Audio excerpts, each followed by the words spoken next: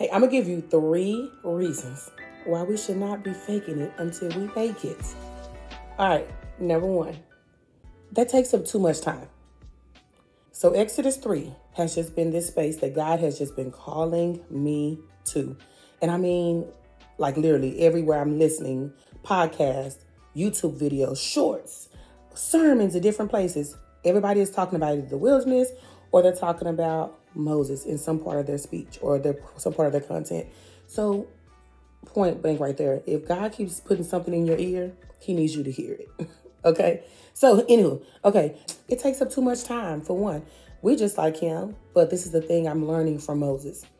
He was running and he ended up running into the familiar place that God was going to use to cultivate him for the calling to take him right back to his assignment that he ran from.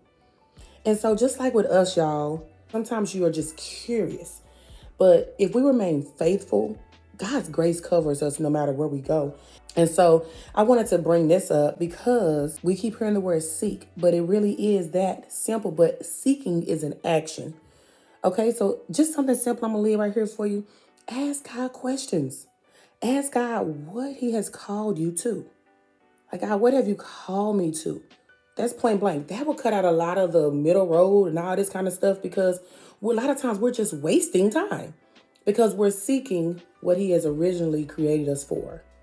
Okay, because we'll get into that later on another video, but creation is intentional. And we'll see that in Genesis. There's an order to God's creation. There's a rhythm to God's creation. And he has created us in his image because he wants us to cultivate and produce in his name for his glory. So he's not about to waste no time. All right, so let me tell you number 2. Number 2, it takes up too much energy. I'm literally, when I think about it, if I'm faking it till I make it, I'm literally giving too much energy being fake. When once again, I could just be seeking God up front.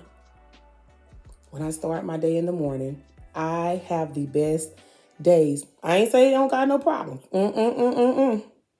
I told you when we get up, things is waiting for us to mess up. But when we get our morning started with God, we have an intentionality, so therefore our perspective is sharp. He's not about to waste no time, and he ain't about to waste your energy that he created you for. So when we start our mornings with him, he is literally finding our minds for the purpose of the day. Again, God is a God of creation. He is a God of order. He is a God of rhythm. He is a God of boundaries. That's something we're going to talk about because it's all in the Bible. Oh my goodness, y'all. And a lot of the times we're wasting so much energy and we're not stopping to seek God. And my Bible is right here, so that's why I'm going to read it in just a second. But I'm literally having to put Bibles in different spaces of my house because either I'm the one that's going to find it or my kids. And they're going to bug me about it because thank God. It was annoying. It was annoying at first, but I really thank God. My kids are so interested in the Word of God now. And it comes in different forms. They may want to watch a video or a Bible story. Certain sermons from certain people, certain words from certain songs touch them and it makes them curious. But I thank God that rhythm has been created because they're then holding me accountable. So there's a tip right there. Place resources around you and in your space that will trigger a response towards God. Not trigger a response towards the world, because we're going to go into some practical stuff on some of our lives and some of our deeper sessions and things like that. But something as simple as placing resources around us in our space that points us to seek God first, or to pause the grind, plug into God, so that you pamper yourself, girl and guys. No matter what part of the day it may be, that trigger can do it. Just like our triggers of our phones, them notifications that pop, we can't even help it half the time to finger them, ooh, and then it's and the time just done went. Maybe that's just me, but we working on that. But also there's a way to combat those things and to push back on those spaces so that we're seeking and using the energy in the right spaces at the right times. Okay? So number 3. No, hold on. Let me tell y'all something. Here's an example. I was so busy trying to rush somewhere. You know how we all do this. Like, okay, we're going to look at the route or we may know the route. I'm like, I'm I'm going to take this route today because this route got, the lights. These lights switch fast, or these lights are slow. So I'm going to take this route because it's a back road. Well, I know the route, but I didn't fully know it completely. But this particular day I was rushing. It was on my lunch break. And I'm like, I shouldn't have been going in the first place, y'all. I should have packed my lunch and kept my butt at work. But anywho, I was rushing to get some lunch, and I wanted a particular lunch. So for one, again, not being intentional, just out there. And so I ended up saying, oh, I'm going to go this back road because I remember, it was just a back road. I'm not going to do these lights today. I get on this back road. I cannot make this up. There was 2 different instances where there was a dog in the middle of the road. And I did. This dog was about it. This dog was not going to move, y'all. And then that's when the friend came and kind of, y'all, I inched up, and I'm a dog lover.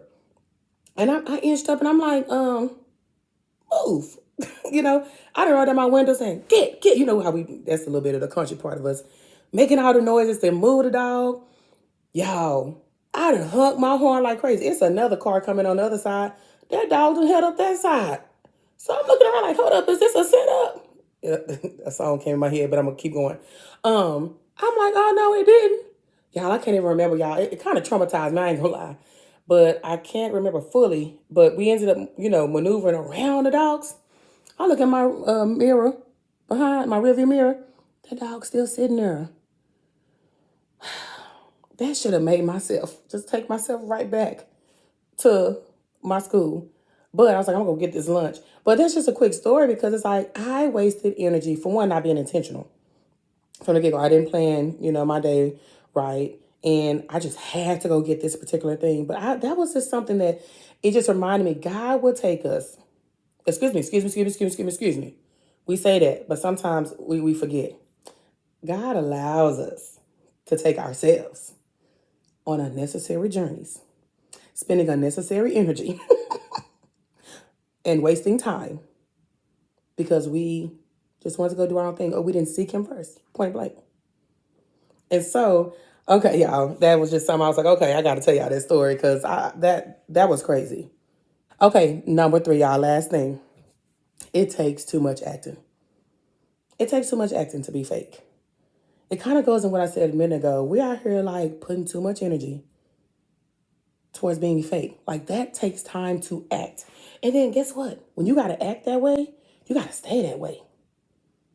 When we doing that, it's like we can't seek God and ask him the questions like what is this personality for? How about that? I got a big personality. I told y'all before, I'm not really serious when I should be. But I'm gonna be honest with y'all. In this hard space of my life, going through a divorce, having a son with autism, taking on my kids' feelings through all this kind of stuff, my stuff, the different capacities of, relationships I have to manage and, work, all these different types of things. I thank God that I'm not as serious as I need to be. But you know what? I had to take that to him. And I keep telling y'all about my girl prayer journal. I really am going to leave it below because that process helped me to see myself.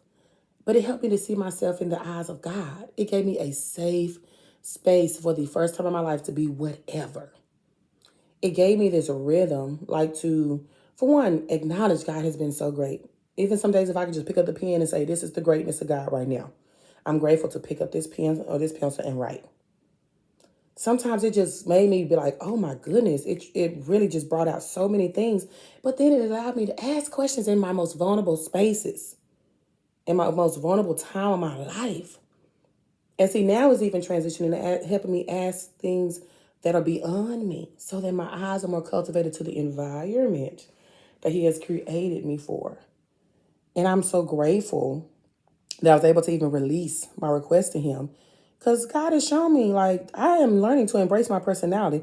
Sometimes I was too much for people. I still may be too much for people, but that's okay because I'm always seeking God to refine me for his glory. And if I'm able to see the power of his work in my life through the way he created me, my personality, oh man, he's going to use that. He don't waste nothing. He ain't wasting time. He ain't wasting energy. He ain't wasting how he created me. So I don't need to be out here acting a different way. It's that simple, and the same goes for you. Ask God, why did you create me the way you did? I'm a gray shaded person. People wouldn't understand it sometimes when I would say that, but I'm a person who finds beauty in mess. There'd be no point in Jesus if I didn't. But I do respect people who are black or white thinkers. But for me, it took me a long time going through that process again in the girl prayer journal. And it was just the girl prayer process at that time. I had to ask myself, because God is a God of boundaries. So I struggle with my identity in that moment. So I'm having to ask God, like, okay, I see this person's perspective. I see this person's perspective. Or I see the way people think this way, and I see the way that. I see the way kingdom, and I see the way culture is. So guess what? When I submit that in a safe space under God, He gives me insight. He gives me revelation. He shows me in His word. He brings me to people. And like I say, Moses, yeah, I'm looking at my Bible. I see you, Moses. I see you in the different spaces, man. I feel him. I really do. I really, really do. But God gives you those things when you take those things to Him. All it is seeking. It's intentionality. We're going to talk next time about some more reasons why. It's not a thing for this imposter syndrome. That's this phrase of the enemy, and we're going to take it, snatch it, throw it away. Because it's a lot of things I'm learning now that the world we have penned or we have coined, or it's like a cliche, or it's just a culture, slang or something, whatever it may be. And it's so interesting how it becomes a part of our rhythm, and we almost let it sink into our identity, and it almost robs us of what God is trying to do with us. But we ain't gonna let that happen, okay? But we're gonna go deeper into this, y'all. But I just ask y'all, I really do. Are you asking questions? Are you doing the thing? You may be doing the thing that God has called you to do. You just don't have the right things, the right resources, the right people around you to help cultivate it and help you to keep your eyes on God, who will direct you through it. Just like with Moses. Moses was running. God was cultivating him. He put him in a family that Moses later on gets to seek guidance and wisdom from to go lead God's people. I put my mirror here to stay here so I will control myself. But y'all, let's keep walking. Let's keep doing this. Pause the grind. Plug into God. That's how you know how to pamper yourself, girl and guys. All right, y'all.